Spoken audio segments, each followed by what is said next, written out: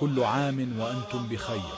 ختم الله صيامكم بالقبول، وأسأل الله العظيم أن يجعل مسكنكم عسلامة، مرحبا بكم الناس الكل، إن شاء الله تكونوا بألف خير. إن شاء الله كل عام وأنتم حيين بألف خير. هذا العيد يعني عملت فيه خبزة في الدار، وعملت سلطة مشوية، وعملت طاجين. لكن أنا باش نركز لكم على الخبزة كيفاش كديتها.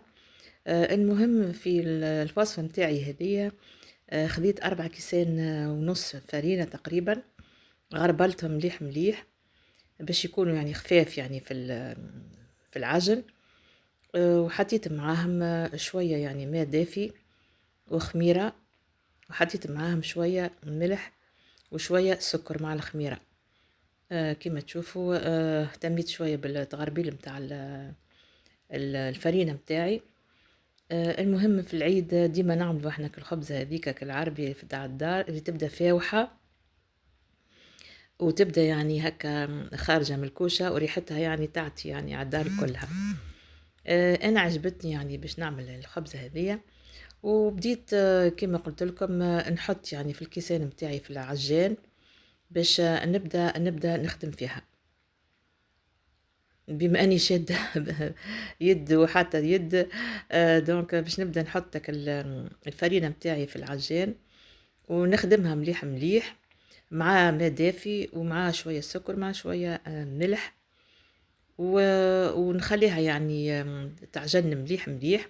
شوفوا الخميره يعني خليتها قبل يعني خليتها يعني تتخمر من قبل، وبعد حطيتها على خاطر اذا كان باش نقعد نستناهم الكل يتخمروا مع بعضهم باش تولي الحكايه طويله ياسر. المهم بعد تخمرتك الخميره مليح مليح، حطيتهم في العجان، وقعدت نخدم العجان متاعي حتى لين نتحصل على عجينه متماسكه. هنا في التصوير قاعده نوري فيكم كيفاش نزلت يعني الخميره على الفرينه الكلها. كانت بصراحة يعني ياسر محلاها، يعني تفوجت مليح مليح. وديما الخبز العربي كي نعملوه في الدار يبدا عنده يعني ريحة ويبدا فاوح، مش كما الخبز اللي نشريوه من برا. من المنصوح يعني انه ديما الخبز متاعنا نعملوه في الدار، على خاطر ما فيش مواد اخرى تدخل فيه، ونعرف من اي شيء يعني هو متكون. المهم أنا بعد ما حطيت الماء الدافي وحطيت الخميرة الكل، باش نقعد نعجن العجينة متاعي حتى لين نشوف أنه العجينة كلها تماسكت. خليت الماكينة تمشي على راحتها.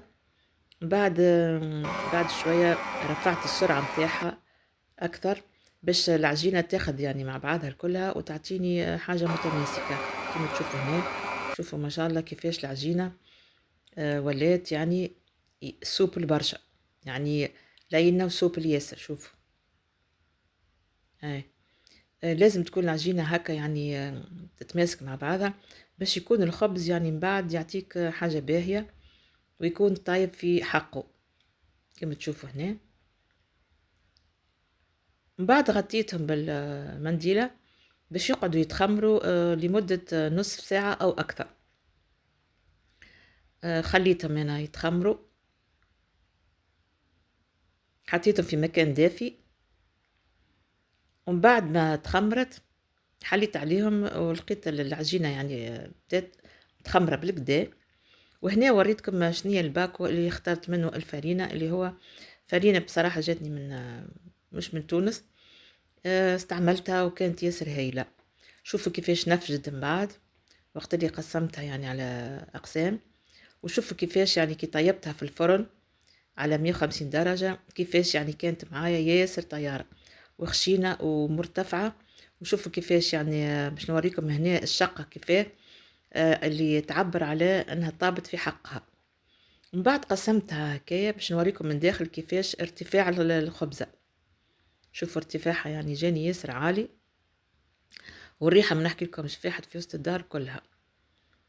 بصراحة الخبز ده انا نحبه هكا يكون يعني عالي وبنين ومتاع دار، على خاطر يذكرنا بريحة ايام زمان. كما شفتوا قداش الخبزة عالية من داخل.